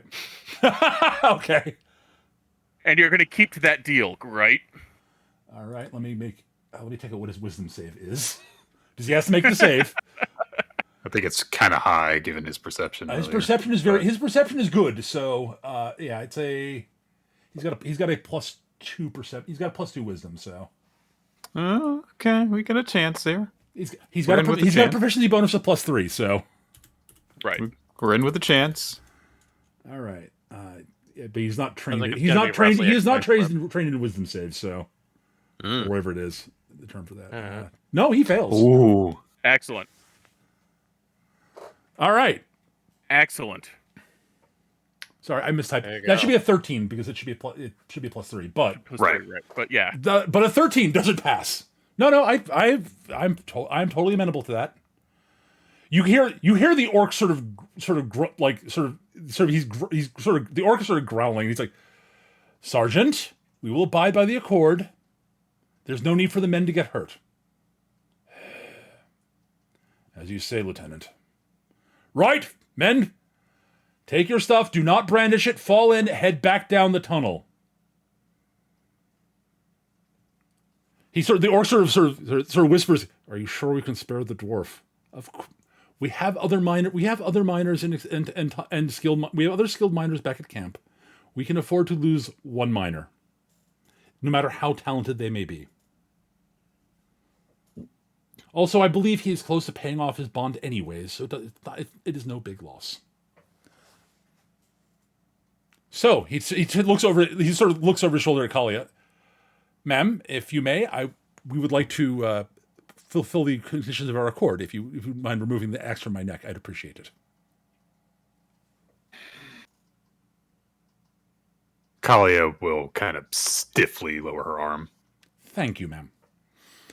Again, I wish we had met under better. I wish we could have met under less stressful circumstances, but I'm not sure that would be possible. Either way." Ain't nobody like slavers. Fair enough. If that is your view, that is fine. We will leave. And they file back down the stairs and head back into the tunnel. The dwarf chuckles. Okay. Once I'm sure they're gone, all right, we got about an hour before that spell wears off, and he can do whatever the fuck he wants. Let's get the hell out of here. I was gonna say. I thought you were gonna say we're gonna have 5 minutes until someone's gonna complain about it and just force the issue. So, all right. Kalia is going to go lean against a wall and just not look very happy. More so than usual. You're just like, "Hey, finally, you managed to not kill somebody." I've got more important things to worry about right now. Yes. Yeah, also, agreed. we weren't winning that fight. Unless all 30 of them somehow managed to be on the stairs at once. So Cameron will also look at the dwarf and it's like, "What's her name?" Thank you. Thank you for all of that. I appreciate it. Uldrich Deepfane at your service. Deepfane, huh? Deepfane, yes. Deepfane. Okay. Well- Is that a name that Cito may potentially recognize given her mother's associations? Maybe. The Deep Veins are a notable dwarven mine. Sure. Actually, yeah, I would say, yeah, they probably were. The Deep Vein family probably provided most of the minerals to your mother's teacher. The dwarven smith she apprenticed with. Right. Cito will just kind of, be like, "Deep Vein, you say? Yes. Would you have had associations with insert instructor name here?" I believe my family has sold quite a bit of precious minerals to them over the years. Yes, to them over the years. I have not personally met them, but my mother apprenticed under her. Interesting.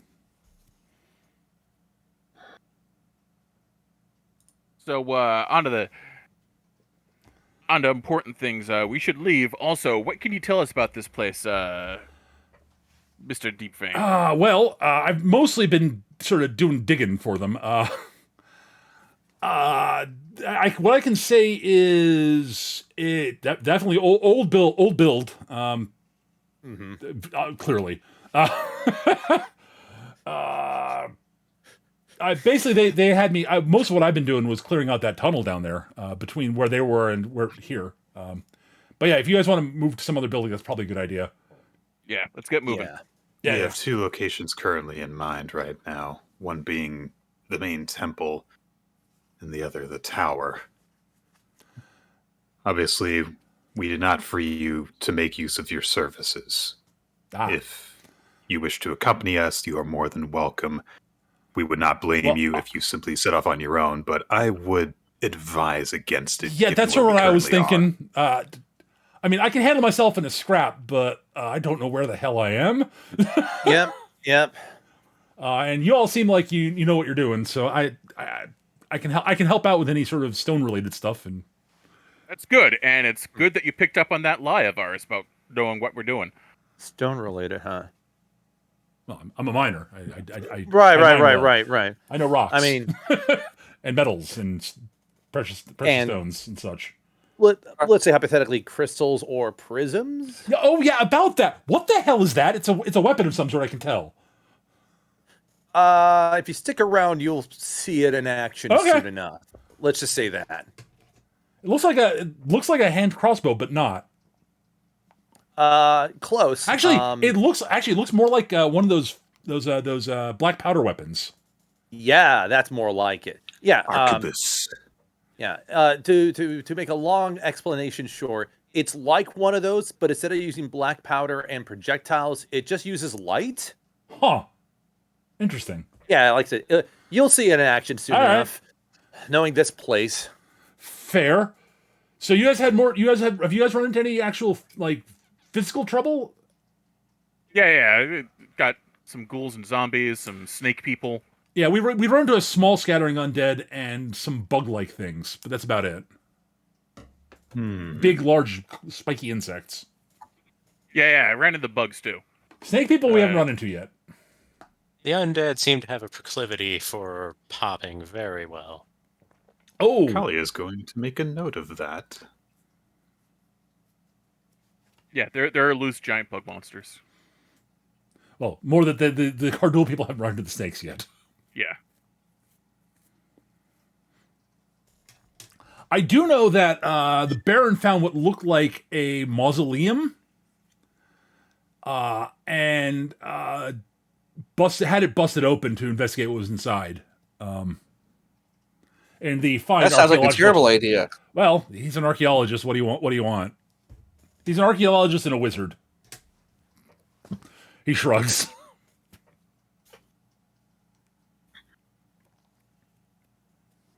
Is an archaeologist. Bust opens the tomb. Well, I mean, I'm exaggerating. Care was taken about to not damage to not actually cause any sniffing any as cause as little damage as possible opening it, but he very much wanted to open and see what was inside. So made a much louder noise than any of us anticipated. All the mining team that was near the door were deafened for about an hour or so afterwards. Eventually got their hearing back though. Did it attract any unwanted attention? Just a few zombies, but that was about it. Hmm. The zombies seemed a little weird too, man. Like they looked like humans and orcs, but odd, like different. They explode. Well, a couple of them did, but like I just started talking about like they looked like their physical builds were a bit different. I mean, again, this place is real old, so that doesn't shock me. Right. But We've had some similar observations of our own. What? This is to everybody here. When we first entered the city, wasn't there a really loud like noise? yep, Okay, it's just like that loud noise must have been the Baron uncorking that tomb. It would stand to reason. I'm gonna step away from the computer for a little bit. I'll be right back. Okay. If that indeed was the Baron's play, oh gosh, that seems like a very dumb move, but one in line with someone who's more concerned about like figuring things out at all costs. But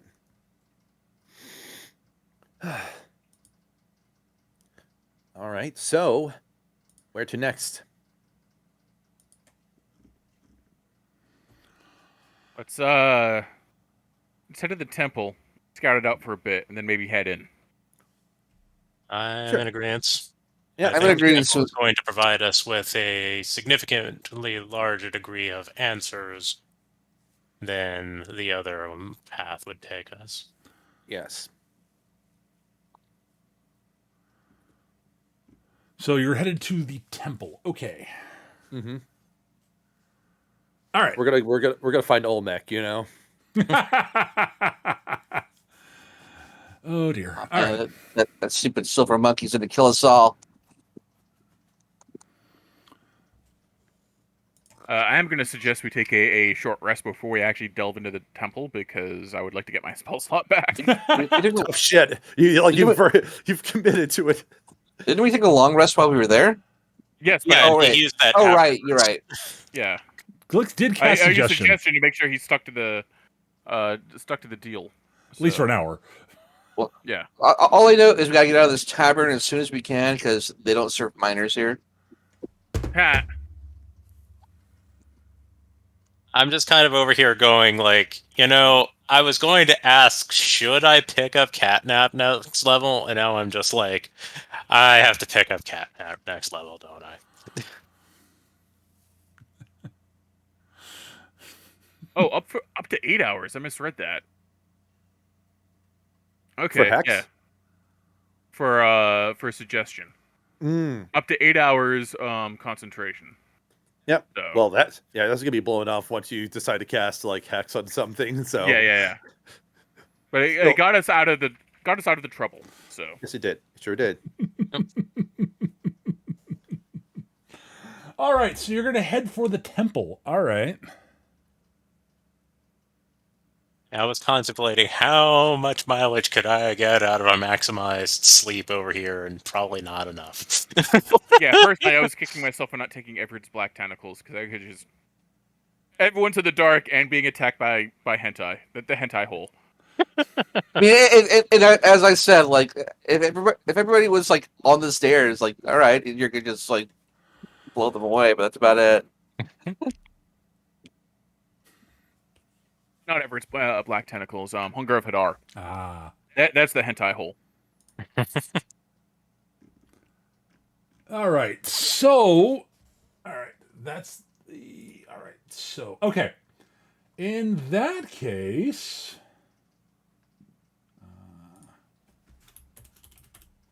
Let's write them down here.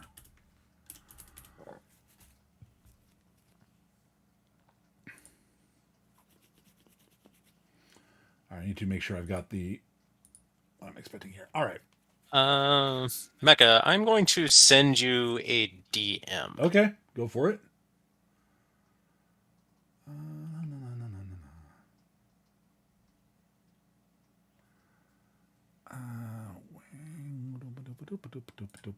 All right, I'm just making sure I got everything set up for anything that might happen here.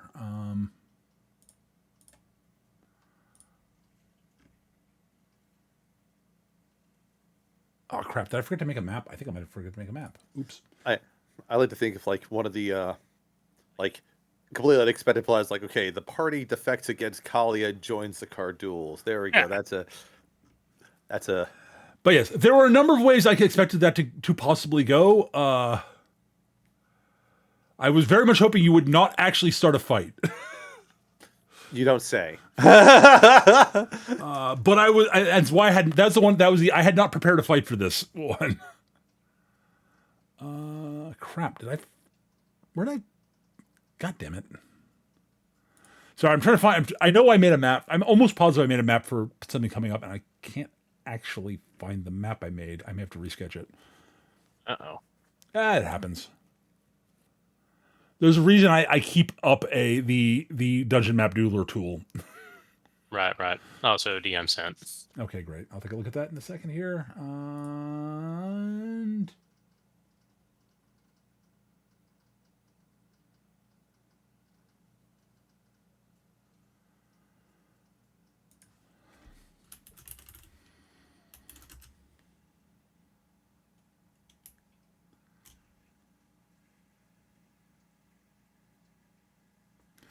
I'll think about the answer to that word. All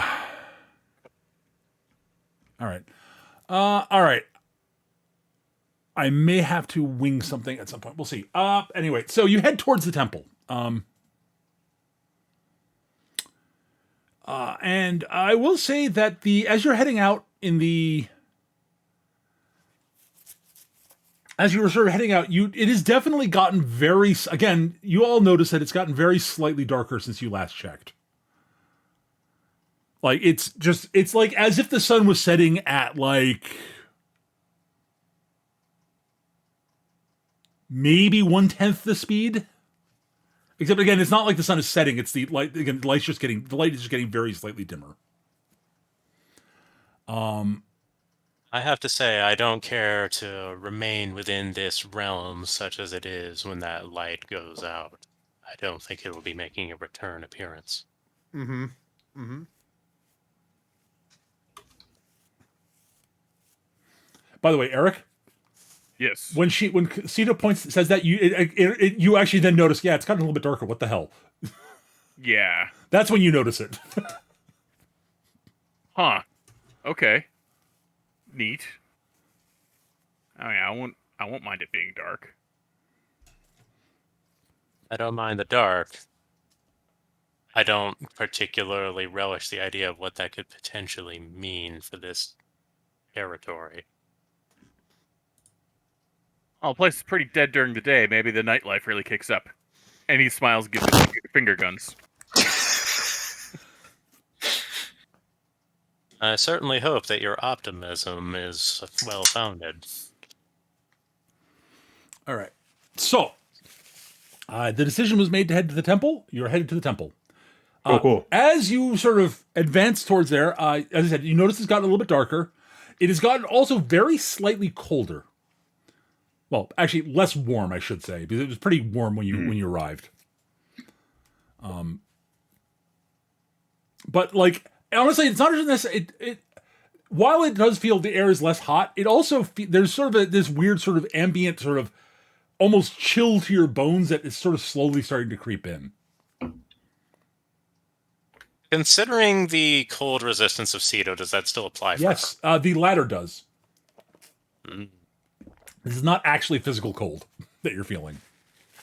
Okay, like, that will actually genuinely weird her out, because being cold is not something that she is used to. Right. It is goddamn weird. It is goddamn weird. Like, what the fuck? What is this tingling sensation I'm experiencing right now? Maybe you slept in your tail weird. That's not quite what I mean. Like, I feel unsettled all over. Yeah, welcome to the club. It's called being here. That's not what I mean. Let's see here. Like Cameron does. Like Cameron looks at Cito curiously, rubs his hands together for just a moment, and then just says,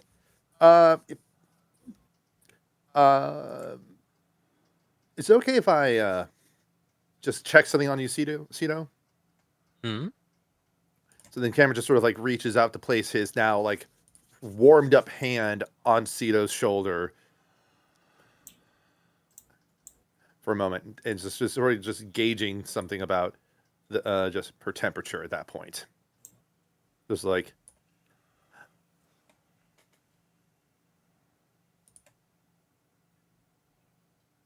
Well, your hand is warm. Is there what is your idea here? my idea is that I unfortunately don't have a spare jacket for you, Cito. That's my main thought right here. I think the issue is just, well, the air is cooling off a bit here. Are you telling me that the sensation I'm feeling is being cold? That's what my read of it is. Yes. How alien.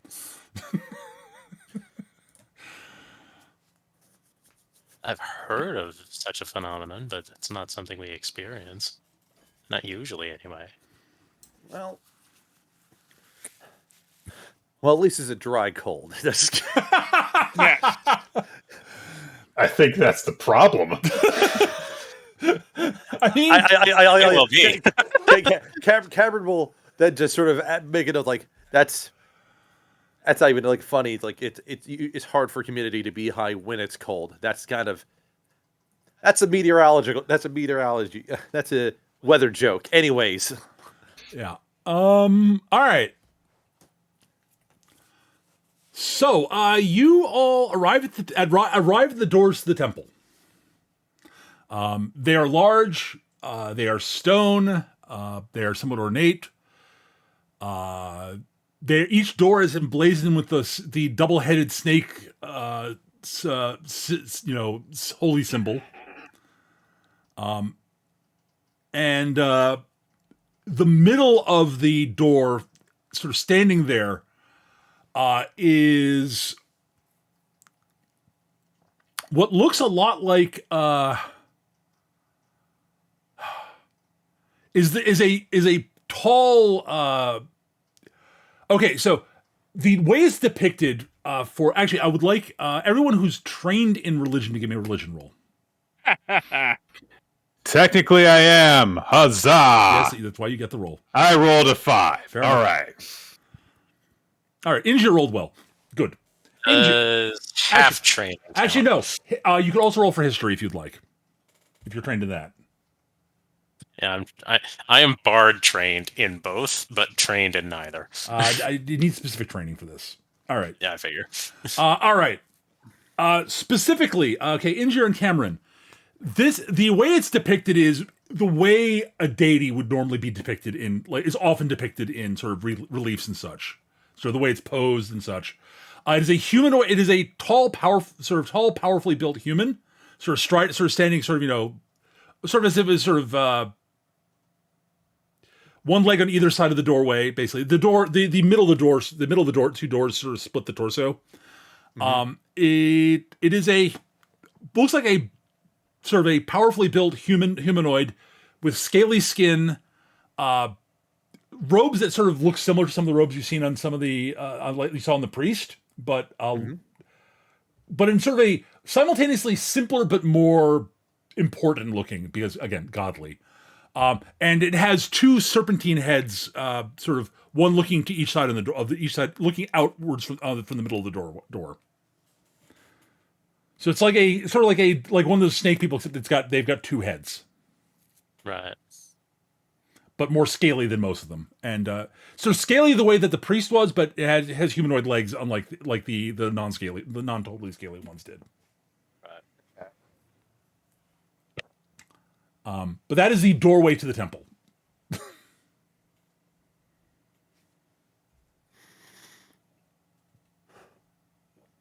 huh? Just looking at this, like, two-headed snake person. God. Well, sometimes you just wanted to have a debate with yourself. Shall we open? Yeah, Injurious is trying to think of, like, okay, so two heads. What does that indicate? The like pantheon wise. Let's have a sandwich first, then we'll go in. I want to get that short rest.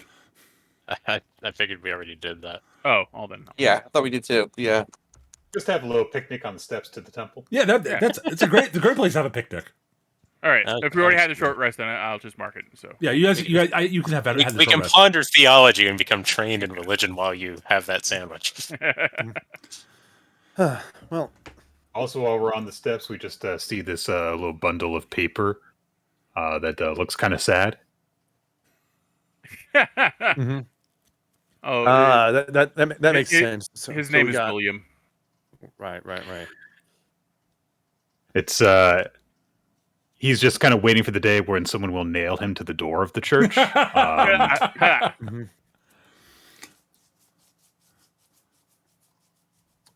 And then I'll become my own sect. It'll be And then there'll be hundreds of years of war over exactly what that means. I've created life, and they're Lutherans. At any rate, so you open the doors to the temple. I take it, or do you not?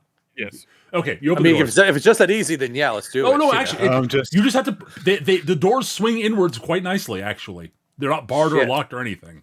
Wow. Even I'm Cito just- can open them. Yeah, honestly, the hinges seem to be in incredibly good shape.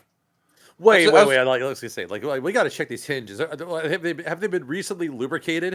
And Yeah, if so, clearly they've with been what? oiled quite a bit. Oil? Are these Are these carbon lubed? Are they lubed with carbon? Wow. Okay, I'm going to give you an answer that I'm going to give you the easiest answer I can give you. Magic. Shit. Oh, I So figured I'd just WD-40, lick it, got find it. out it was butter. So WD-40, I like can't- that. Good sketch. That's good. It's like you think it's lubed with butter, but that is used the magical lubricant called I can't believe it's not butter flavored lubricant. What? Not butter? What not butter? Yes. That's right. It's not butter. Anyways, the doors swing inwards, actually in an eerie silence, until they actually hit sort of the point where they stop, and where you hear a big booming echo. They sort of stop, and boom, sort of echoes down the hallway. And as the echo happens, little sconces of light down the hallway sort of flare up and light their way down the hall. My, this is quite the welcome. Mm-hmm. Very dramatic. Question: is there a lot of dust here, like there is in the other parts? No. Ooh. Some dust sort of flows in when the door opens, and you can sort of see it sort of settling onto the floor. Also, none of you have to make a perception check to hear this after the booming noise stops, but you can now all clearly hear from somewhere deep in the temple chanting. Boom shakalaka laka, boom shakalaka. I thought you were gonna say moshing. I'm like, sweet, we snuck into a metal show. Let's go.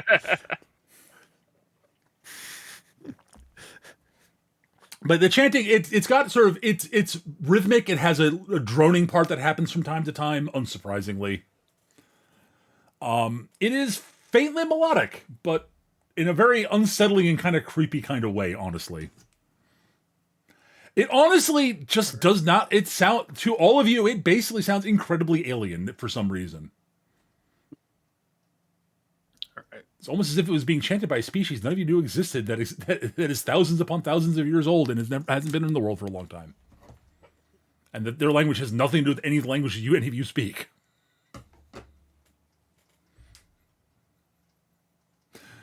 Yeah, it's a little unsettling. All right. I guess we are gonna head inside, right? Yeah. Yep. Yeah. All right. Here gulps and goes in. All right. You guys head into the temple, and I'm going to make the executive decision to wrap the session here so I can properly plan the upcoming encounters. Okay. Because I've got most of what I have set up for the one encounter, but I would rather actually have time to actually like make the map properly for it. And Right. also, I've got some ideas. I think I might want to tweak it slightly because, yeah. Also, you've got the dwarf with you, so that might actually give me some opportunities to do some minor tweaks. So we're going to wrap the session here. Okay. We've had it's been a good about 2-hour session. I think it's works out pretty well for what we've been doing. So, thank you everybody for watching. I hope you guys enjoyed. I hope you guys had fun playing the session. Yay! I assume we'll be back next week. I don't have any plans at the moment, so yeah. I believe Should be so. All right. All signs currently point to game next week. Hooray! That's going to do it for this time, guys. If you're watching this YouTube, thank you for watching. Hope you guys enjoyed. We'll be back in hopefully a week's time. See you soon. Take care. Have a great rest of your week. Bye-bye. Bye, everyone. Bye.